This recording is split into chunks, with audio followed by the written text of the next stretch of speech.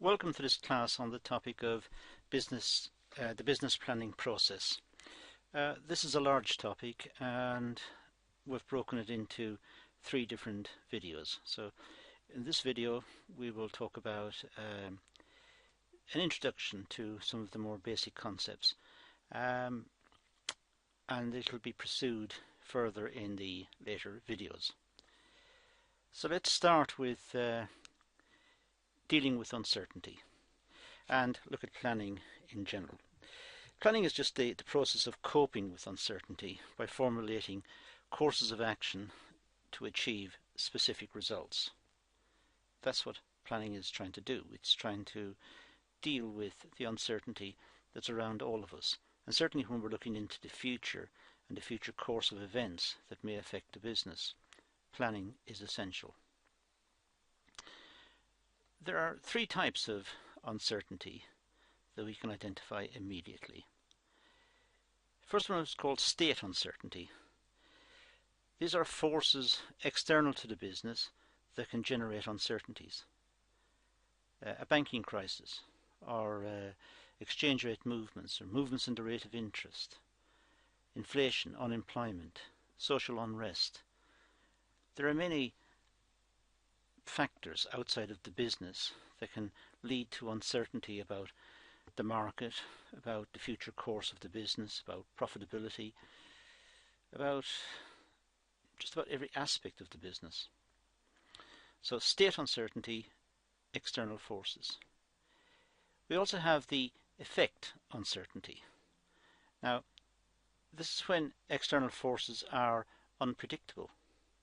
Sometimes we know there are issues in the news that can affect us, and we watch the news perhaps every night, getting the updates on how the crisis is emerging or how it's been resolved or whatever. But sometimes things happen. External forces. It could be forces of nature, a tsunami or some dreadful event in nature, or it could be new discoveries, positive things, new technologies. Whatever it is, external forces that create an uncertainty. And if these are unpredictable, we call it effect uncertainty. Finally, we have response uncertainty. This happens when the outcome of decisions are unpredictable. We make a decision as to what to do in a certain set of circumstances, but we're not quite sure exactly what the implications of our decision are. We're not sure what's going to flow out from our decision. We have a response uncertainty. So let's look at the starting point of the planning process. Well, first of all, it's the business and its opportunities and its environment. So we take those as a given. So the planning process will be related to the business, its opportunities and its environment. It must incorporate all of those factors. It must also realize that there is an organisational structure. There's a mission, and we'll talk about the mission statement of the business later. But there is a mission, there is an objective, there is a way forward, a path that's going to be dealt with. And there is a direction that's going to be dealt with as well, in the sense that that's where the business wants to be and that's where it's going. So now we create the plan around this framework. So we start with a plan, and it might be just a very rudimentary plan to start, but a plan. And the plan is offered to a planning process. This means it may be subject to scrutiny by colleagues or by committees or by whoever's appointed to look at it. There may be a planning process put in, but you've got to start with some proposal, and the proposal is the initial plan. You can't just meet and try to derive one. Well, you can, but it's not necessarily that efficient. Normally proposals are issued in advance, but sometimes at meetings, I agree, they may look for ideas, and the ideas could become incorporated in the plan. one way or the other, there is the plan, some sort of idea about the direction the business should take, and there is a process to scrutinize it. Then we have the organization, and this is the structure, the framework that the plan is going to run in. The plan must incorporate what is the organization and what exists. It must look at the people and identify the skills and the training needs of the people in order to effectively implement the plan. And it must be communicated. There must be a good communication system that enables the plan to be effectively set out for those who are interested or affected, so that they can look at it and know where it's going. After all, it's going to affect their lives, their working lives at least. But so they need to know what the plan is, and that must be effectively communicated. There's also two more: the motivating and developing leadership. It must be delivered with charisma. It must be delivered in a way that's attractive, that people want to buy into it, to use it. And there must be an element of controlling in the plan to fix any gaps or any issues that haven't been thought about originally, so that the plan itself rolls on, and any issues which are which go against the plan can be dealt with and can be the solutions can be incorporated into the plan. It can be revised and updated. So those are the main components, or the starting point of the plan, the main components of the plan and how it's set out. Now, in terms of uncertainty, dealing with the uncertainty, well, there are different responses. For example, defenders. These people avoid the uncertainty where possible.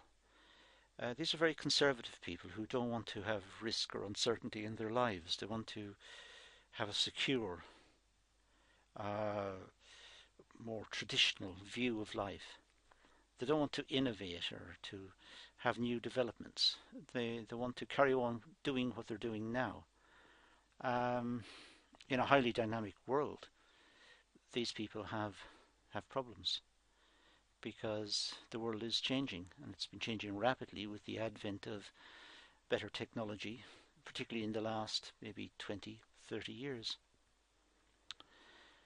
We also have prospectors. These are people who are out looking for change, looking for opportunities. These are the ones who are engaging modernity, engaging new things, new technologies, and looking for opportunities to apply the technologies even in traditional niches, traditional markets.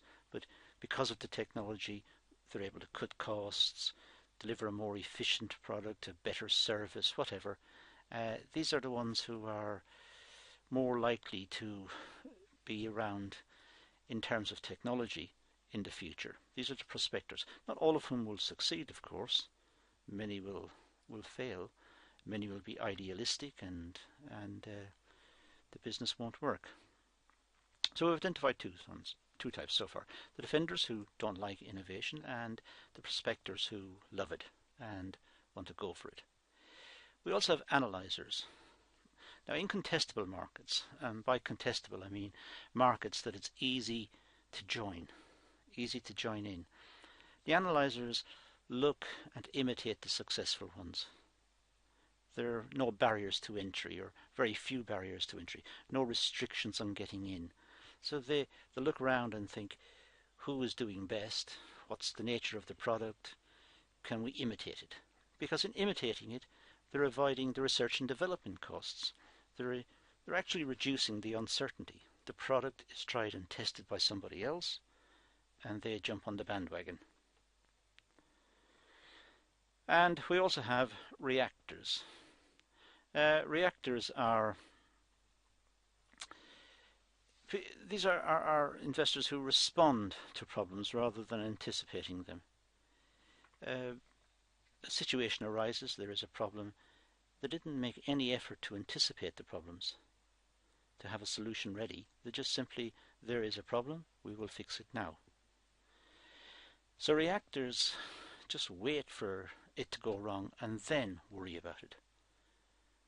Whereas other investors, other people in the market may consider having anticipated the problems and solutions and have them ready in the event that something goes wrong. Now, planning models. Well, the first one is the command and control model. It sounds a bit militaristic, but planning and control means it's a top-down style of management. It involves tight control over the operations and rigid adherence to plans. No deviations allowed. This comes down from top management through middle management all the way down to line management, down to the shop floor. Everybody toes the line. Anybody moves away from it, they've got a problem. So command and control, very rigid, very top down. We've also got contingency model, which is a more flexible style of management. It involves consultation and participation in the planning process. Unexpected changes to the market or to the environment are dealt with flexibly.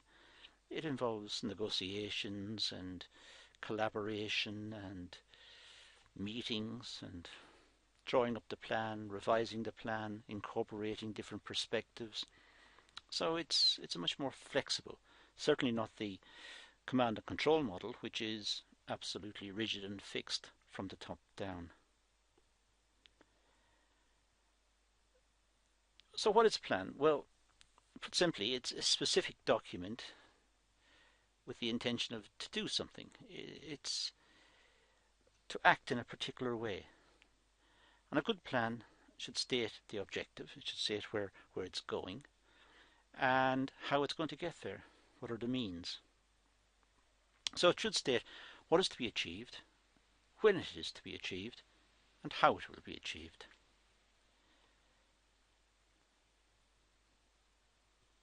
Now the essential components of good planning, well, acceptance of the planning culture. I'll just put the cursor on the screen. Acceptance of the planning culture. Well, everybody involved should recognize the importance of planning. Planning is dealing with the uncertainty. It's anticipating the events that may happen and having a plan which is fairly robust, it's fairly strong, and it'll carry the organisation through the ups and downs of what may happen, perhaps. But there must be some sort of acceptance of that planning culture, that they're not just making it up every day. Second, there must be a broad agreement on the type of plan to be pursued. Well, generally speaking, if it's based on some sort of collaboration and negotiations with line managers and departmental heads and so on, there's got to be some sort of agreement about the plan to be pursued. People have got to buy into it, they've got to agree with it. There must also be clear and acceptable objectives in the short and the medium run. They must know what the objectives are. You can't just plan and not know what the direction is, where you're going.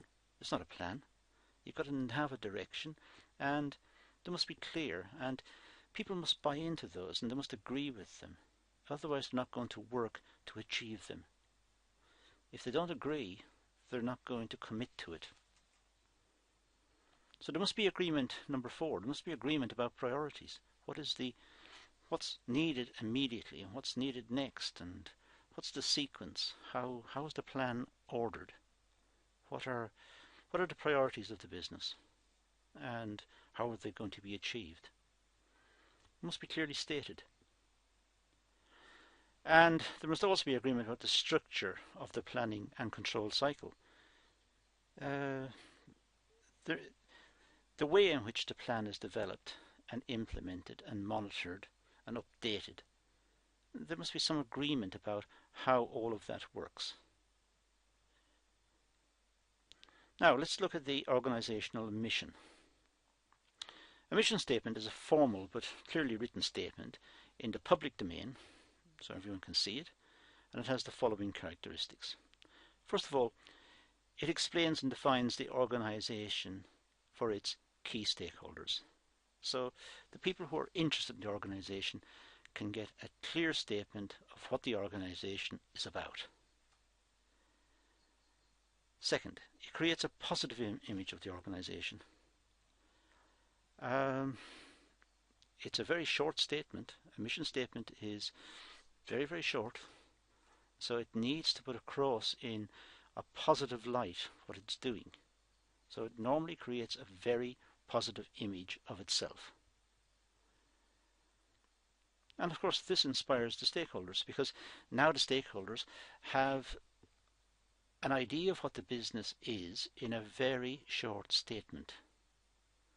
They know what the business is aiming to achieve in a very short statement. It specifies how the core vision is to be achieved. It specifies how the priorities are going to be met, and it deals with, in very, very brief terms, it deals with how the company addresses the needs, how it addresses its objective of getting to where it's aiming at. And it identifies those key priorities. It identifies them and says, as I said in number 4, how it will get there. The core vision, what is it trying to achieve? What is the central, most important part of the business? It states it, and it identifies the priorities. The statement also creates a bond between the organisation and its stakeholders. It identifies sort of common priorities that people can relate to. So the stakeholders can be quite proud of the organisation, because in a very short statement it states what it's doing, and that is aligned with the stakeholders' own objectives. So there's no conflict. The stakeholders can be duly proud of their organisation. And it creates a simple, brief statement that identifies the core objectives of the organisation. It's not long, it's maybe 20 words. That's all. And those 20 words are easy for stakeholders to handle.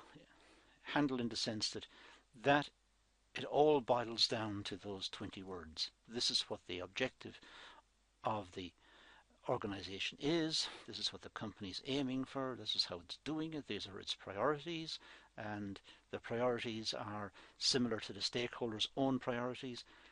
And it's all done in a short sentence, so it's easy to handle. And through that it fosters understanding, and it fosters cohesion through its simplicity. It's a simple statement. Now let's talk about the types of planning. Well, the first type is, we could identify as strategic planning. This is long-term planning. It focuses on long-term direction of the business. It's strategic. Then we've got intermediate planning, concerned with longer term operational issues. Difficult to put timescales on here, but intermediate could be a couple of years maybe. Strategic could be 2 to 10 years. It depends on the organisation, it depends on the market, it depends on the product, it depends on a lot of things. Long term is long term, strategic is strategic, intermediate is shorter. And of course we have operational, which is happening now. This involves how the planning process impacts on the organisation at this moment, and how the organisation is configured at the moment. What departments exist, what's the flow of goods between the departments, or the flow of information, what's the organisational structure, how is that How does it meet the mission? How does it align with the whole planning process? So we have 3 levels of planning: strategic, intermediate, and operational.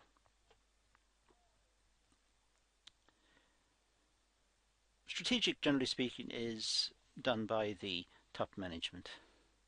These are the people who are taking the very long view of the business. Middle management deal with the shorter period, but at the same time are working with the line managers on the day-to-day operational planning, but are sorting out in a more efficient manner the operation of the business in the intermediate term. So typically the top management would be people like the boards of directors or the CEO or chairman of the company, or whatever term you wish to use there. The functional managers, departmental heads, would be the middle management, and the line managers would be the lower managers involved in the process. Now let's talk about the planning horizon, because this is the time period that the planning process is started and concluded. I mean, this is from start to finish. The planning period is a 5-year planning period, let's say. So you start now and you finish in 5 years' time. Clearly, there'll be updates and revisions to the plan in that period, but the planning horizon is the time scale and the plan period. Typically, the planning horizon length is longest for the strategic stage. The strategic stage deals with the long term, and the shorter, intermediate, and the operational ones adjust to the long-term plan. They configure themselves in a way that enables the long-term plan to be achieved. Planning content and style. Well, the objectives, this is just something out of a dictionary, but the definition of an objective is just an end that can be reasonably achieved within an expected time frame and with reasonable or available resources. Probably available is the better word. Sometimes people may borrow to increase the available resources, but doesn't sound like something that perhaps should be pursued.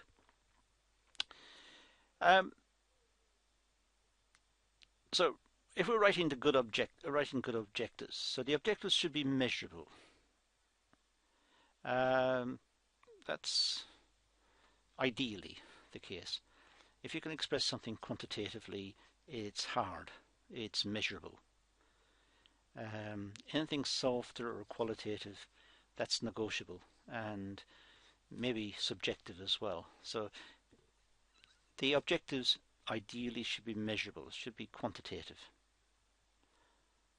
What outcome is the focus of the planning exercise? Where is it going, and can it be measured? Is it the growth of the business, the size of the market share? These are quantifiable. How many workers? Which markets?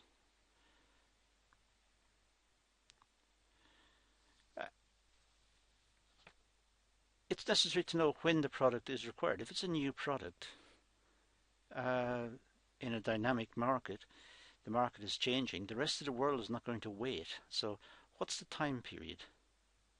What's the objective here? Get this product to market when? And to do that, how should production be organized and measured? So the objectives of the business is what outcome is the focus of the planning exercise, when, what, when and how. When is the product or output required, and how should it be produced? and those three questions back to very simple questions: what, when and how, need to be addressed in writing the objectives of the business. There's a lot more to say on this topic, and there are more videos on this point to come up. So for the moment, that's the backdrop on the planning system and on the mission statement.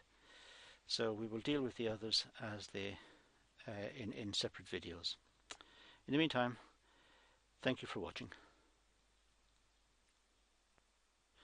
Welcome to this topic on the internal rate of return. This is one of the techniques that's used in investment appraisal.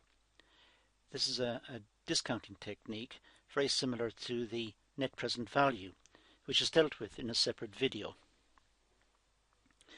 The internal rate of return is slightly more complex, and it does involve a little mathematics, as we'll see later on, but nothing to worry about really. So the present value formula, which is related to the internal rate of return, has the same format, was that.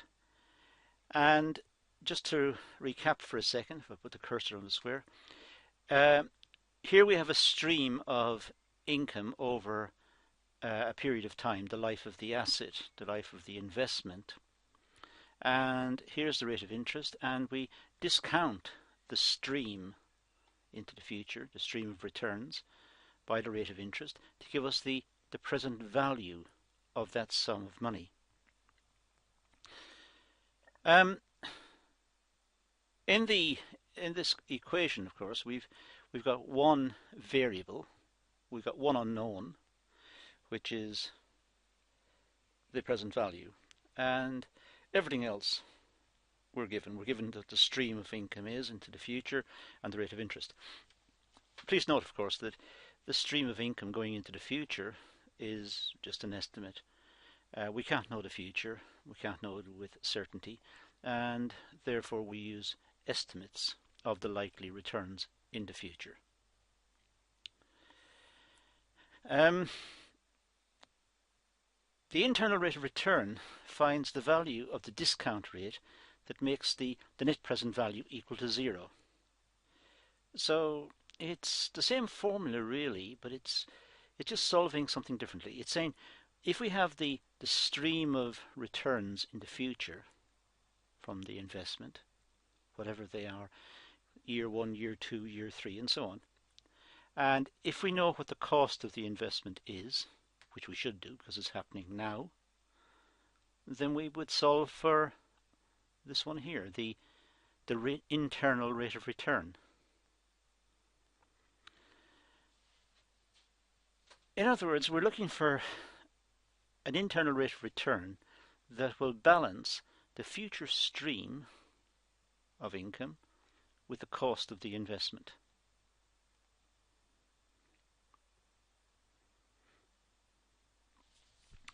Let's look at the formula again. There's the formula, and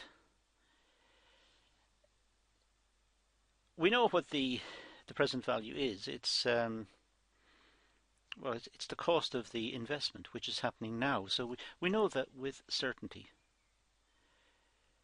What we don't know, of course, is what the future stream of income is. So we only have estimates of that, and we have no idea what the balancing rate of internal rate of return is. This figure here balances the two sides of this equation, makes both sides equal.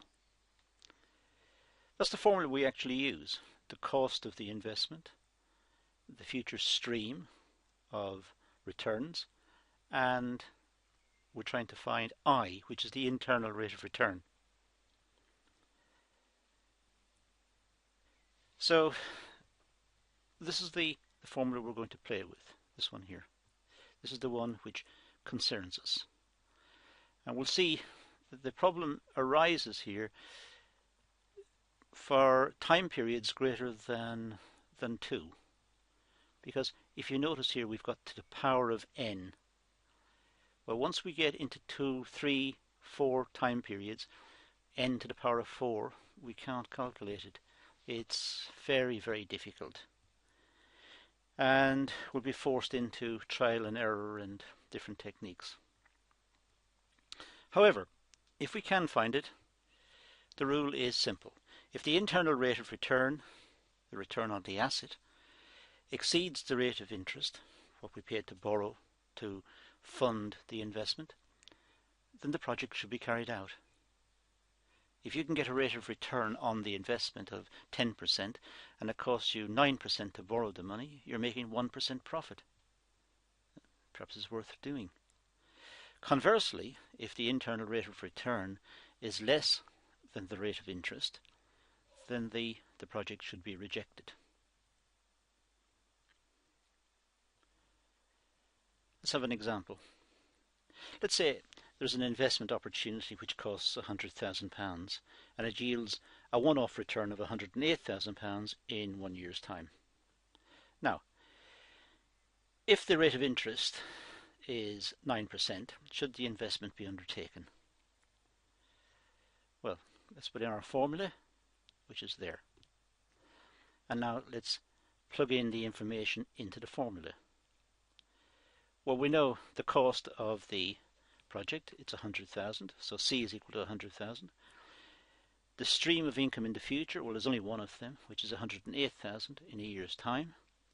So in this case, the cursor back here, in this case n, it's only one time period, so n is equal to 1. And any number to the power of 1 is just a number itself. So 10 to the power of 1 is 10. 2 to the power of 1 is 2. 1 plus I to the power of 1 is 1 plus I. So the n drops out, not needed. If we cross multiply here, just cross multiply, we get that.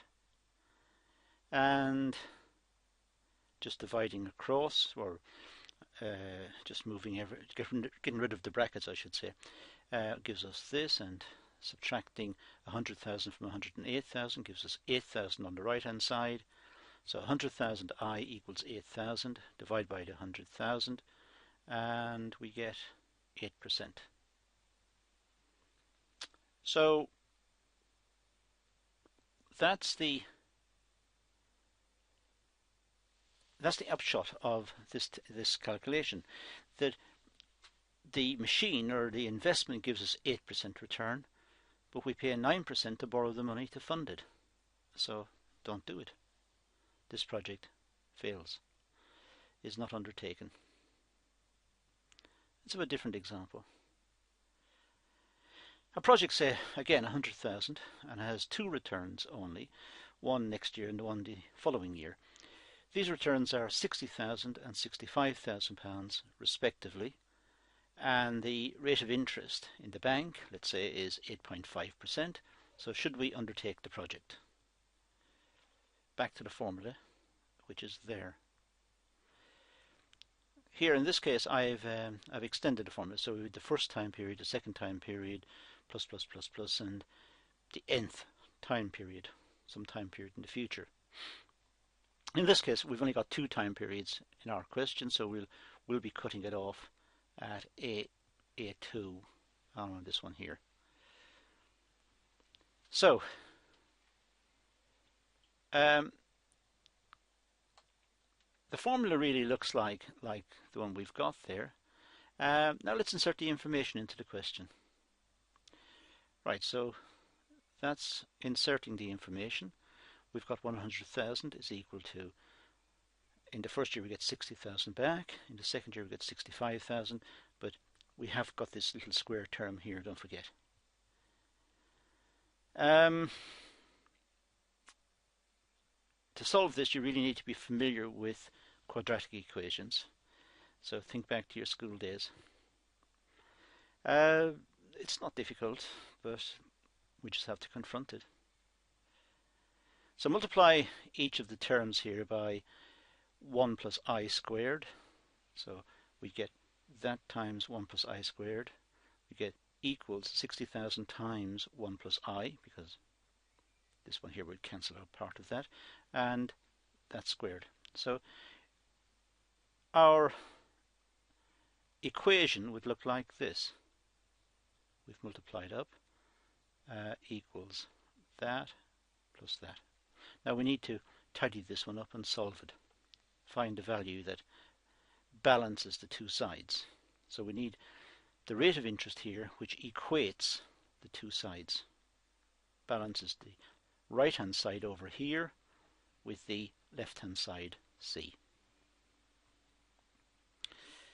It looks a bit messy and it looks a bit daunting, but the logic is quite straightforward. We started with this one here, just note this one, and now we go to here. So we just expand the first term.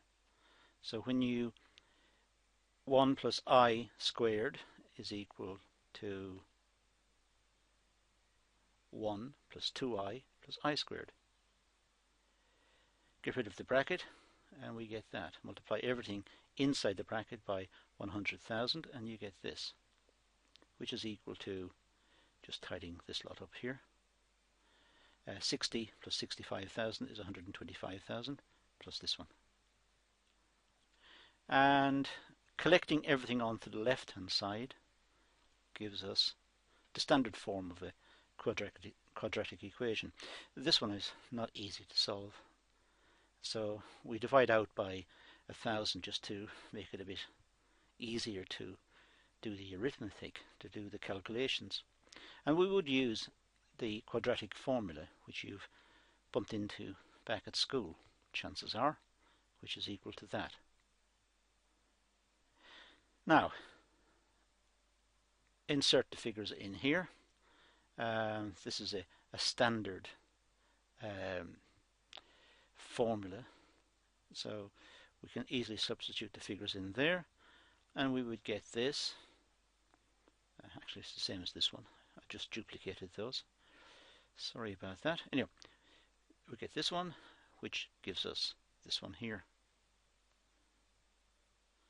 And we ignore the negative return, so we just work out here and we get it down to 16.03%. Now, the company can borrow the funds for 8.5, that's what the question said, and we get a return of 16.03%. So therefore it's worthwhile to borrow the money and make this investment. The internal rate of return, 16.03%, is greater than the rate of interest, 8.5%. So it's worthwhile. If there are several time periods, then it may be impossible to solve the equation systematically. In this case, we normally use a trial and error method. One way to do it, I suppose, is to use a spreadsheet. Just model the equation on a spreadsheet and iterate, try different rates of internal rates of return, different figures, to try and balance the two sides. That's a possibility. Let's look at the trial and error method again. It involves guessing a rate of interest and calculating the equation. For example, assume that the cost of an investment project is 5,000 and the returns are spread over 3 years, say 3,000, 1,500 and 900. Now the problem is that it's over 3 years and we have this cubic term here, 3. This cubic term makes it difficult. We can't use our quadratic formula. The equation is altered by this cubic term. So we try to find different values of I, this one here, different values of the internal rate of return, which balances this. And then we compare this with the rate of interest to see if the project is worthwhile. We could use discount tables. These are available. You get them online and you get them in good bookstores and sometimes at the back of financial books, and you fall across them. Discount tables could be used as follows. Say we have the problem above. Say we set up the problem as this. We the project cost us 5,000 and we're going to get 3,000 in the first year and 1,500 in the second and 900 in the third. Now we try to find D1, D2, D3, and these are figures in the discount table. Now let's try 10% just for no apparent reason. Just try 10%. Well, from the tables, there's a 10% set of figures from the tables. Now you'd have to find these tables, as I said, at the back of finance book or in the local library, or I wouldn't suggest you buy them, but they are available. And when you look it up in the tables, you'll find these figures here. So what you would do then is you would say, okay, therefore 5,000 is equal to 3,000 times 0.91 plus 1,500 times 0.83 plus 900 times 0.75. When you add up the right hand side, it comes to 4,650. That's not 5,000. So it's wrong. So you need to try a different figure. Figure on the right hand side is too small. So instead of 10%, try 9%. Or try a different figure until finally you get to a balance, or almost a balance, and that becomes the internal rate of return. As I said, it's slightly more complex than the net present value, and certainly more complex than the non-discounting techniques such as the payback method, which is in a separate video. But it is useful because we often think, what is the return on an asset?